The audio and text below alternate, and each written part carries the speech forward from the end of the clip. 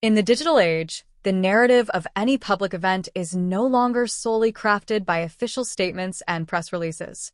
It is forged in the raw, unedited footage captured on countless cell phones, each clip a potential piece of a larger, more complex puzzle.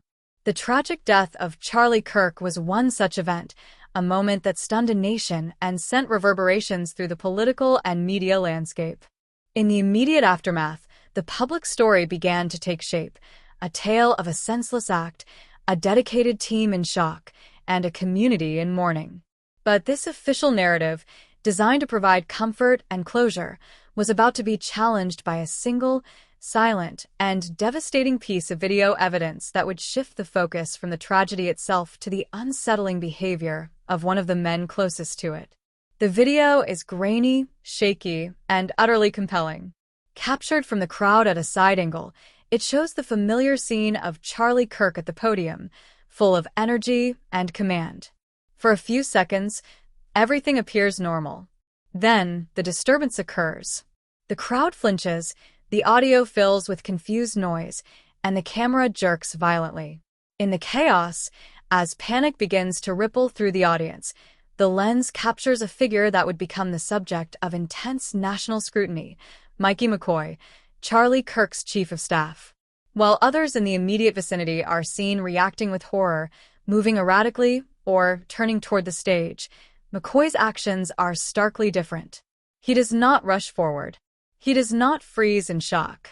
He turns his back to the podium where his friend and boss is facing a mortal threat and begins to walk away. His movement is not a run. It is a deliberate, quick, and direct exit from the scene. His posture is upright, his steps purposeful. In the midst of the burgeoning chaos, Mikey McCoy is leaving. This video, once it surfaced online, went viral with breathtaking speed. It was a piece of visual evidence that contradicted the emerging official story. Spokespeople for Turning Point USA and those close to the Kirk family had begun to describe a scene where a horrified and distressed McCoy later helped direct the emergency response, painting a picture of a loyal aide doing his best under unimaginable circumstances. But the video showed none of the initial distress or the instinct to help. It showed a clean and immediate retreat. The man portrayed as a dedicated protector was seen on camera in the critical first moments doing the one thing a protector should not do, turning his back and walking away. The public reaction was instantaneous and fractured. Social media platforms became a battleground for interpreting McCoy's actions.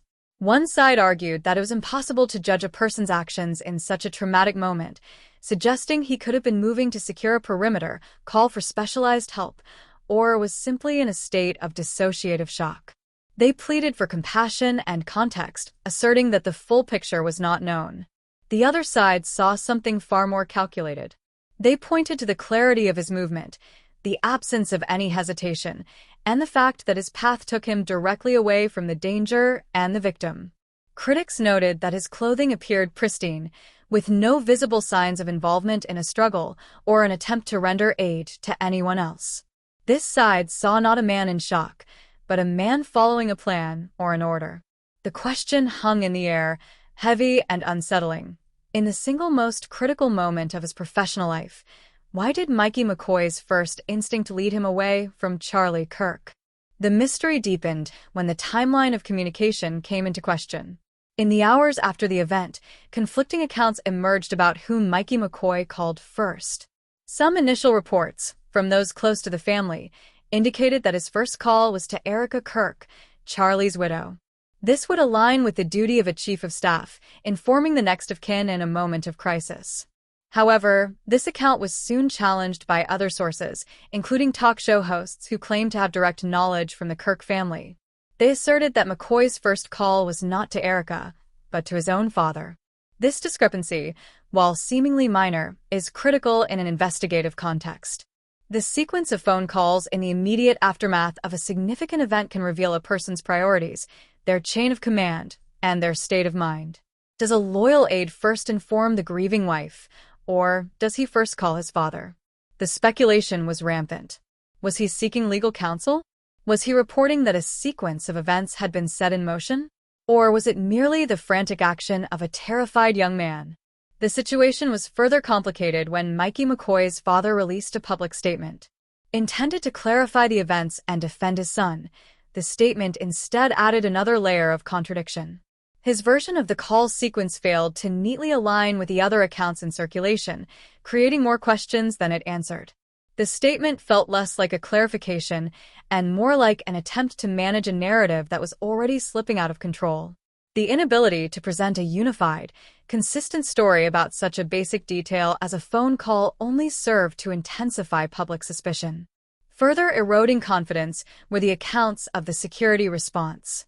Official narratives emphasized a rapid extraction and a professional, coordinated effort. Yet, the viral video and other angles from the scene depict a different reality.